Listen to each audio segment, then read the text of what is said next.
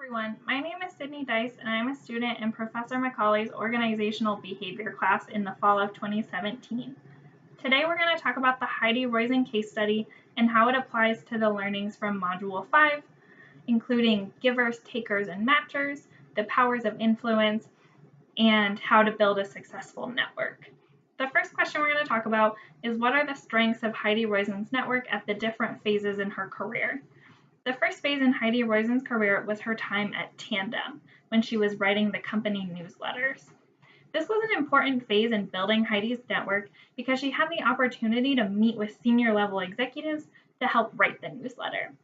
Heidi went in there and was able to establish genuine, real connections with these senior leaders at an early phase in her career and make them last, which is really important. The second phase in Heidi Roizen's career was her time at Teammaker, or the company her brother had started.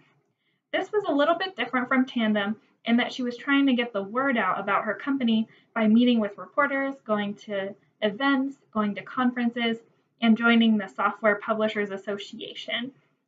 So Heidi was meeting with people that maybe weren't senior leaders or famous in their field, but they would eventually go on to become those executives that later on become really important in Heidi's network.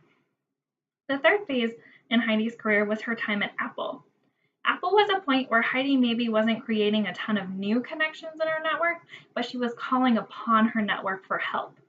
To get the Apple platform off the ground, Heidi had to call upon her network to provide their support.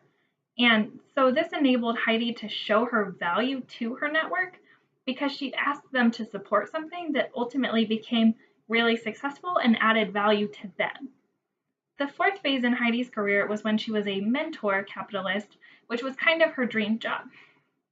This was an important point in building her network as well, because she's meeting these new startup companies and connecting them with people who were already in her network. Importantly, Heidi would only connect them if she thought she was adding value for everybody.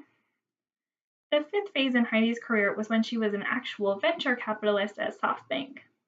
This was also important, similar to the mentor capitalist, because she's meeting new people, creating new connections, and also connecting them with people in her pre-existing network and adding value for everybody. The second question we're going to cover today is to what extent do the concepts we learned in Module 5 apply to Heidi and her career? And those concepts were givers, takers, matchers, the powers of influence, and also how to build a successful network.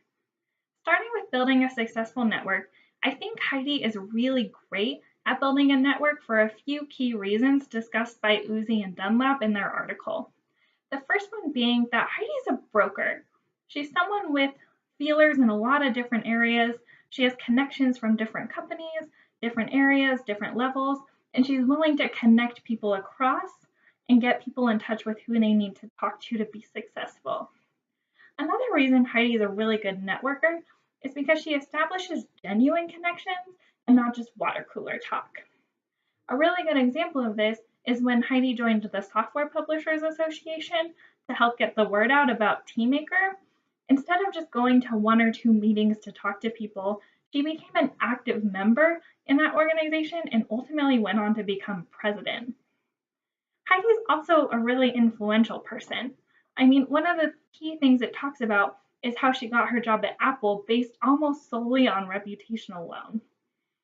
Cialdini talks about a few different reasons people can be really influential in his article, and I think a few of them apply well to Heidi. The first one being that people just genuinely like Heidi. She throws parties, she helps people all the time, and several quotes throughout the case study are from people who say that Heidi is just their genuine friend. Another reason Heidi is really influential is for a really simple concept but hard in practice, and that's treat others how you want to be treated. Heidi is a super busy, super powerful woman, but she's replying to hundreds of emails a day, making sure she listens to new companies and their pitches, but she's also not wasting anybody's time. She never connects someone with someone in her network unless she knows that she's adding value for everybody. Heidi also seems to be a giver and a matcher a whole lot more than a taker. I say she's a matcher because they do talk about her job at Apple, how she calls upon her network to help her. But she is mostly a giver if you think about all of the people she helps in her mentor capitalist and venture capitalist jobs. She's a really great example of how a giver can move to the top. She reminds me a lot of an example they talk about in the Givers and Takers book, David Orkin, who's a venture capitalist that's really successful and is really well known for letting people utilize his network to get where they need to be. So overall, I thought Heidi really embodied the concepts of a giver. And I think that that's partially why everybody likes her so much, which helps with the influential part as well. I really liked this case study. I thought that Heidi was a pretty motivational figure because she's a strong woman who's living out her dream job and is really successful at it. So I think that for anybody looking to grow their career and looking for some specific skills that maybe they could work on to do it, I think she's a great example. Thanks for listening.